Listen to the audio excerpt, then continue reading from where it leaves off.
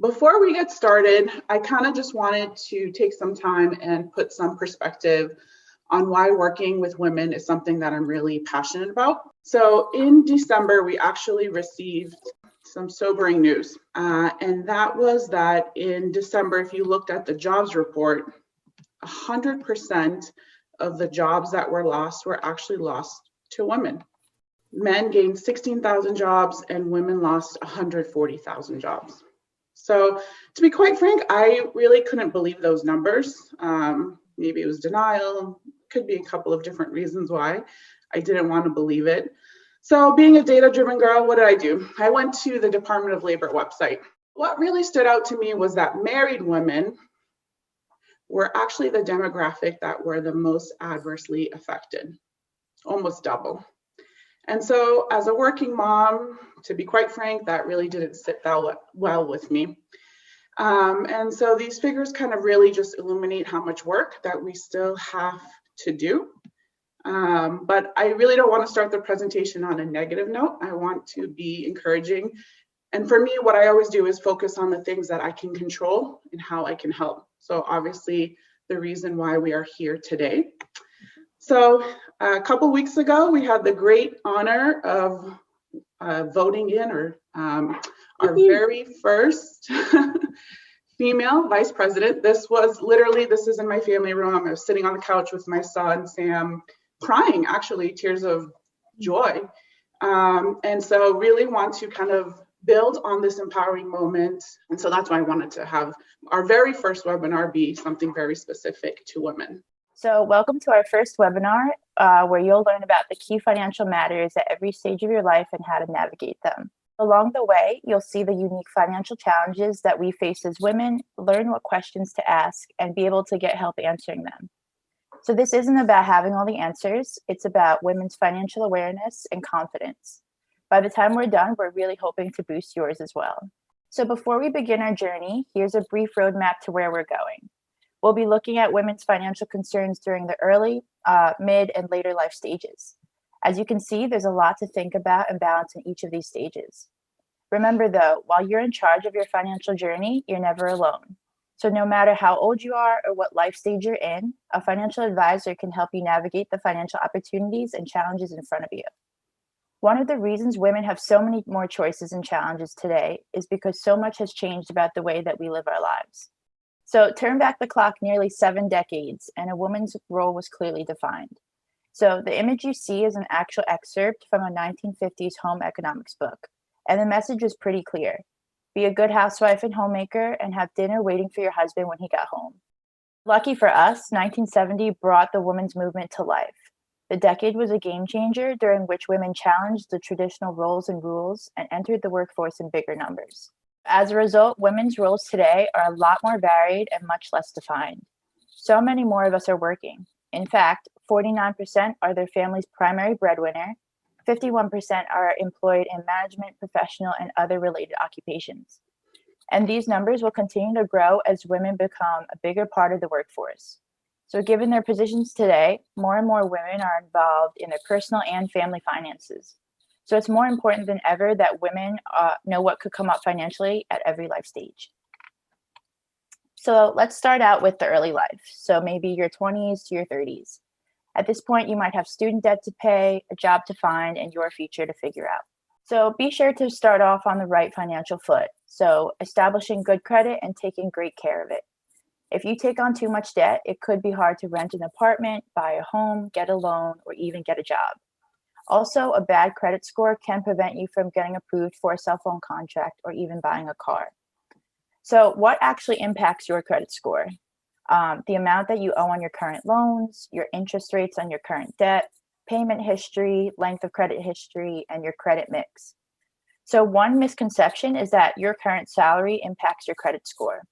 Just because you have a high income doesn't necessarily correlate with having good credit. The factors that I just reviewed and talked about are what you should focus on improving and keeping in good standing. And then how would you keep your credit score healthy?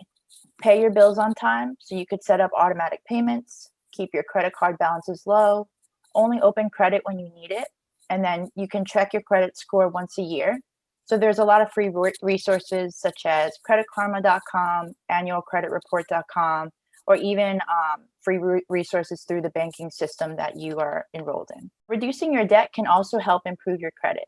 So one way you can do that to keep your finances in order is to create a budget.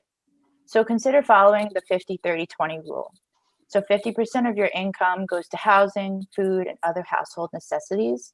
30% goes to wants, such as traveling or your morning coffee. And 20% should be used to help achieve your financial goals, such as saving for retirement. The next topic I would like to discuss is the power of compounding. So you can think of it like a snowball. So you'd start with a small handful of snow, and then after rolling it over and over again, the snowball eventually gets bigger. So likewise, if you open an investment account and let that money potentially grow, rolling any income or gains that you have right back into the account can grow substantially over time. So in this chart that we will review, we start with a hypothetical investment of $1,000, and then we'll demonstrate how the 3 investments can grow over a 40-year time frame. So first, the conservative option earns a 3% rate of return and grows to $3,262. The moderate option earns a 6% rate of return and grows to $10,286. And finally, the aggressive growth option earns a 10% rate of return and grows to $45,259. So as you can see, the rate of return on your investments makes a considerable difference over time. It's been shown that women in general tend to be more risk averse than men, which will hurt them in the long run. So the key here is to get started early and reinvest the earnings that you earn along the way, because time is your friend. But keep in mind that your investment return and the principal values will fluctuate with the changes in the market conditions. Saving is about doing something for yourself. So what about getting what you're worth from others like an employer? When you go to apply for a new job or even switch jobs, be sure that you understand all of the benefits that are offered to by your employer. Many companies are increasing their employer benefits and in order to recruit and retain the best talent. Again, but think about your bottom line. So an employer who offers a company match, generous paid maternity or paternity leave, or educational assistance like tuition reimbursement or help paying student loans could help strengthen your finances and set you up for future life events. There's definitely a growing trend towards new workplace benefits geared toward millennials, such as student loan repayment assistance, on-site cafes, dog-friendly offices, relocation and travel privileges, improved leave policies, free snacks, and a whole bunch more. So just be sure that you know what benefits are available to you and contact your HR department with any questions so you can take full advantage of them. One of the reasons why it's really important to build good financial habits in your 20s and 30s is that it will help you juggle money matters once you're in the middle life stage. Middle life stage is really defined by career moves, getting married, having kids, potentially having to care for a sick spouse, or even your elderly parents. So all of that comes together in this big melting pot. And the key is trying to figure out how do we navigate through some of these concerns while keeping your sanity. So one of the key big financial matters is getting married and merging finances, or maybe not merging finances. So as a married couple, what is the best approach? I think it's really important here to work together, and communication is extremely important. The checklist that you see on the screen can help you to start a conversation with your spouse and serve as a framework. The important thing here to keep in mind is that you don't have to agree on all things money related, but it is critical to be open and find some common ground. I would encourage you to talk about your financial goals and share your views on spending and saving. And in fact, I would do this before you get married, because financial well-being can be a stressor on a relationship. And I think it's a recipe for a good marriage. So even if one of you is a saver and the other is a spender, try to find a compromise that you both can feel good about. And of course, I'm always a really big advocate of creating a budget and a savings plan so that you can meet both your short and long-term goals. There's certainly a lot to think about when it comes to marriage and finances, but what if you're single? These days, that is true for more and more women in the United States. So if you're a single woman, you're probably just relying on one income. And so having an emergency savings is extremely important. Another extremely important part of a financial plan is to have a life insurance policy. You may be thinking, well, I don't have any dependents, I don't have spouse, I don't have kids. But just because you don't have dependents doesn't mean that you don't have liabilities or other expenses that would be associated upon your passing. And you don't want to be leaving that financial burden to any other family members. In addition, you want to be proactive about your long-term healthcare expenses. So if you have a health savings account that's available through your work, that's an important vehicle to maximize. And also taking a look at your long-term care insurance options early on is also important. Lauren talked earlier about the power of compounding, and I want to show you an illustration much more specific to retirement. So whether you're married or single, saving as much as you can for the future really should be top of mind. And one of the best ways you can do that is through your work-sponsored retirement plan. Whether that's a 401k or a 403b, oftentimes you get a match from that, and that's a really effective way to grow assets for retirement. So here's the hypothetical. We have a woman, we're going to call her Lisa for the sake of this illustration. She starts contributing at the age of 22 years old to 65. She saves 3% a year, which auto escalates 1% a year up to a maximum of 10. She gets an employer match, and it reads, employer contribution match 3% on the first 3% deferral and 50% on the next 3% deferral. It's really just a complicated way of saying they're going to give you a 4.5% match. And then she gets a hypothetical investment return of 6%. So you see the purple line are her contributions, the green line is the matching, and the investment return is really what makes all of this grow. So when she does retire at the age of 65, she has amassed $1.3 million for retirement, which is a really good nest egg. So you may be saying, okay, what if I am a freelancer or I'm self-employed? I don't have a 401k option available to me. There are a lot of self-employment retirement accounts available that you could be maximizing and taking advantage of. So the point here is saving as much as you can for retirement is clearly important. And while you may have the best of intentions, sometimes life gets in the way, particularly for women. How? Well, Bloomberg Business Week, freeze your eggs and free your career. Women are twice as likely to retire for personal or family health issues. And then, of course, childbirth and carrying a child, delivering that child, taking care of that child. These are all disruptors to our work life and our earning capability and our saving capability. So in general, caregiving is probably the most common retirement savings disruptor. As women, we are much more likely to become caregivers, whether it's for our children, a sick spouse, or our elderly parents.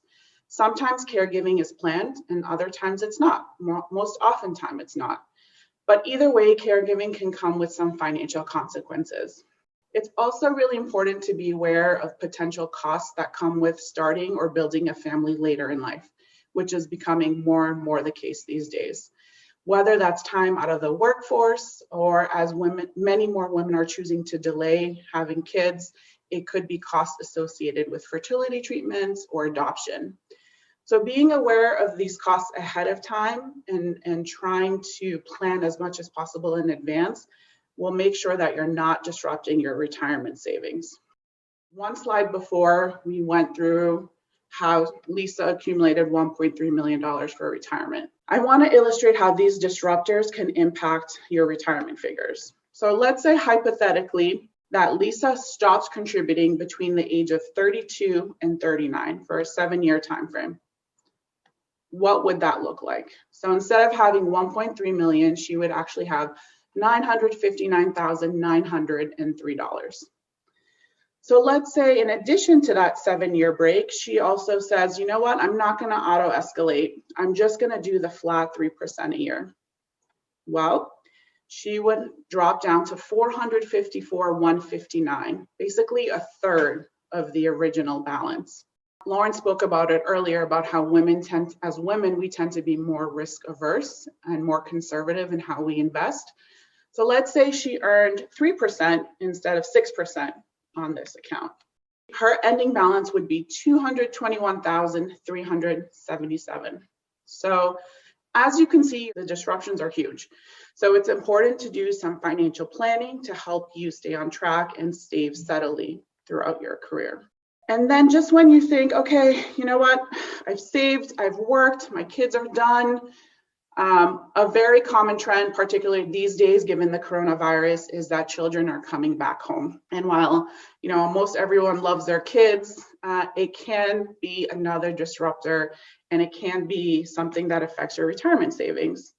So my suggestion here, and while it may be difficult, is to try to protect yourself. And how do you do that? Well, I would say try to put some limits on the expenses that you're willing to cover for your children, and also make sure that they are contributing in some way to the bottom line. I think this is a great time to talk to them about budgeting and really instill some of that financial 101 that will hopefully be something that they will carry through their lifetime. So caregiving and financial support for your loved ones. So another reason it's important to teach your kids about budgeting and finances 101 is because there might be a day where you actually need them to help care for you, just as you might have to do for your own parents. So the question here is, are you prepared for that? It is really, really important to have these caregiving conversations early and often to make sure that, number one, you know what type of care your loved ones, your family members, your parents are looking for, and what resources that they have available to them. That might help to keep some of the costs down from yourself in terms of what you might have to contribute. So in these conversations, I would think about the following. Number one, learn the location of their financial accounts. There is a generation of people out there that think that diversification is having 10 accounts at 10 different banks. That is not true. And it might be an opportunity to help consolidate, which will be beneficial to them, but also for you. Meet with their financial advisor and their estate planning attorney in advance. It's good to have that a relationship already established. And then collect any copies of their documents. So if they already have an estate plan in place, request a copy. Their will, their trust, their power of attorney, their healthcare proxy, you will want to have those on file. And check the dates. If any of those documents are more than 5 years old, I would recommend that you reach out to the estate planning attorney that created them to see if any updates are warranted. Then figure out what resources that they have to be able to pay for their own care. Do they have rental property, Social Security? Maybe they also have a long-term care policy that you don't even know about. Having these conversations will help to create a plan to be organized, but will also help you to determine, okay, if something does happen, will I need to contribute? And if I do need to contribute, what segment of my resources are available to help them? All right, the later life stages. So the middle life stage really feels just like a juggling act. Work, kids, savings, lots of stuff are going on.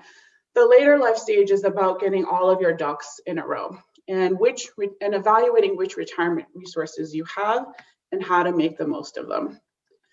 So everybody has different sources of income available to them. It could be rental income, it could be Social Security. Pensions really are no longer a thing. They're few and far between, but Social Security is the key one. So getting the most out of your Social Security is extremely critical. So as you prepare to transition into retirement, it's important to walk through the different scenarios. You can take it as early as 62, then there's your full retirement age, and then there's the maximum at age 70.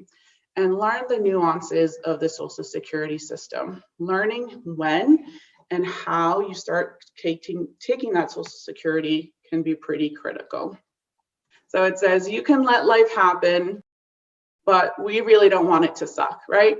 So planning ahead and thinking ahead is all part of the awareness and confidence that we talked about at the beginning. If you want to take charge of your financial future, the first step is really to understand the financial consequences that come with the choices that you make. We've started that process today by making you aware of the key matters at each of the different life stages. And by working together, we will build on that knowledge to keep you on track. Each one of you have different concerns. Each one of you have different things that keep you up at night. But remember, everything that we've talked about today really boils down to one thing, and that's being proactive. So as the slide says, why just let your life happen when you can make it happen? So as women, we have come a long way, and we have so many more choices and opportunities than we did before. We just have to empower ourselves to really step up and own them.